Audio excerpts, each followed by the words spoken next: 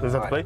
Yes, sir, play. But I ain't getting out till you back into it. Yeah, Okay? don't get out of the car. So, I went mad and we're gonna pick up this Honda Civic. It was something funny about Matt because when we got there was two guys sitting outside, and usually you see Matt get off and go do his thing, and Matt is like, What comes to your mind when you hear Operation Repo?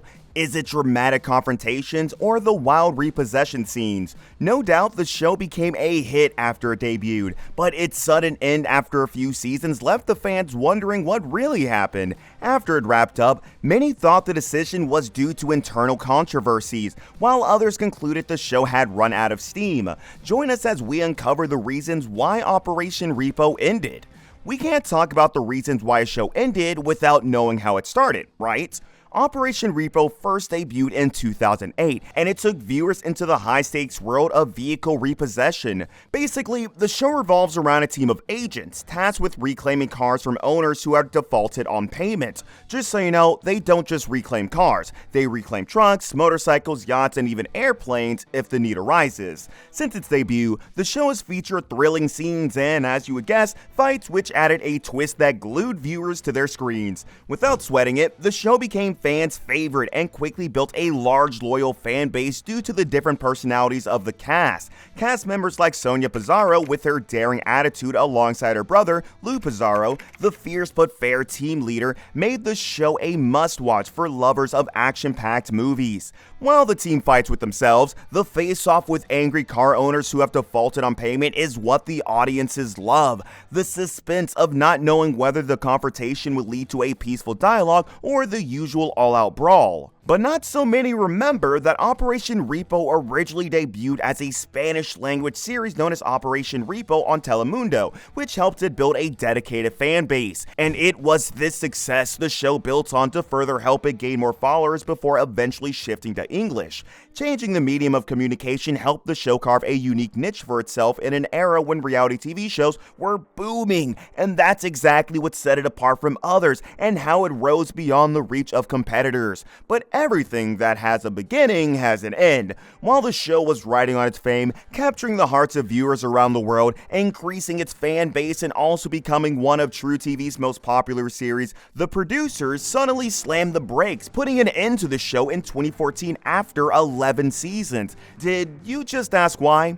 Well, right before the show ended, the reality TV industry had begun to experience a shift as numerous show producers dish out various content to build a fan base.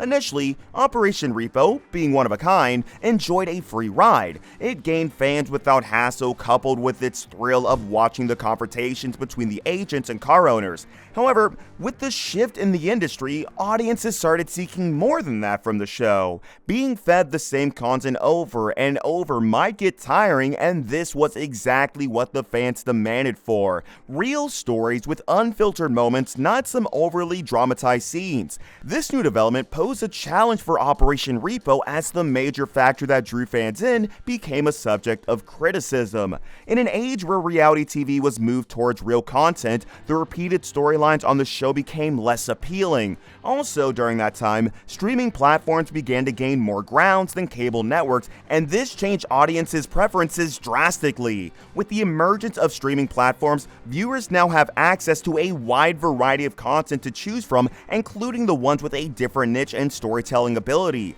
The shift in industry leaned towards more relatable content, which gave Operation Repo no chance of survival. With these struggles, it's only normal for show producers to devise means of gaining their audiences back, either by listening to their grievances or following another route, which could mean packing up. Although the show still had a dedicated fan base amidst their troubles, they struggled to keep up the pace with other shows that dish out relatable content. But that wasn't all. While still in the middle of the storm, another challenge surfaced. Lou is known by many to be just another agent on the show, but unknown to many, he was the executive producer and one of the writers of the series.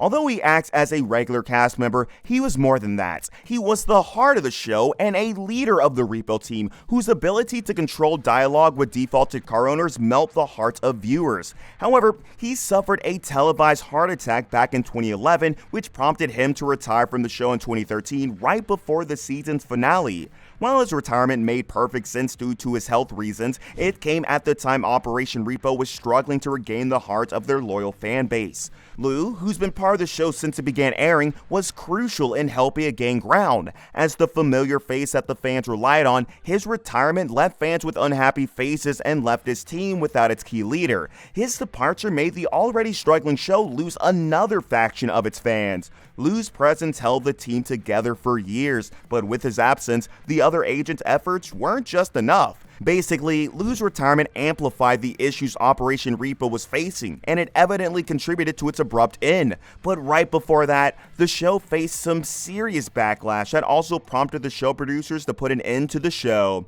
As if losing Lou wasn't enough, fans began to call out the producers of Operation Repo for staging most of the scenes on the show. This may seem normal to do, acting some scenes that add effects to the show just for entertainment's sake, but when it's poorly done, exaggerated, and it's been repeated often, then it becomes a problem. As viewers began to notice the staged pattern, skepticism grew and many went online to drop their honest review, with most fans rating it below average, and over 45% of the total fans gave the show just a star. The issue of the show being fake or not sparked debate about how much of what the network dished out was real. As time went on, the issue became a point of contention, as some loyal fans argued that stage confrontations was part of what made the show interesting, and others felt misled, demanding their genuine content only. While this was going on, the show also faced some internal controversies, which painted a picture of instability behind the scenes. From Lou's team fighting over leadership to Frankie's driving under the influence legal case, safe to say the controversies surrounding the show also contributed to its cancellation. As the show kept struggling to find its balance, truTV began to adjust its content to align with what the viewers are demanding for. It started introducing comedy reality series to keep their audiences locked in. TV shows like Impractical Jokers were rolled out to cushion the effect, and with that being a success, the network shifted their focus. Shortly after this, Chris Lynn, then head of programming and president, joined truTV. He noticed the only way to rescue the network's drowning ship is to focus majorly on comedy and abandon the over-dramatic and conflict-driven TV shows. Additionally, other cable networks have TV shows that focus on car repossession and similar content, so Chris knew it was time to axe Operation Repo. With that, the show was terminated by the network while they rebranded as a comedy-oriented network. Under Lynn's leadership, comedy shows like Impractical Jokers were a success, running from 2011 to 2024 on truTV before moving to TBS to run another successful course while featuring several spin-offs. Since the camera stopped rolling, cast members of the show have moved on to other stages of their lives. Lou Pizarro retired to fully focus on movie and TV show production, and so far, he has produced a ton of movies to his name. Sonia Pizarro and Carlos Lopez, however, lost their lives in 2023 and 2018 respectively. Linda Pizarro, on the other hand, went on to feature in several Operation Repo spin-offs before settling to open her apparel brand, Pink Pizza, and cosmetic company, Linda Face. Matt Birch, Ronnie Lee, and Froylan Tercera all went off the grid to focus on their families since the show ended.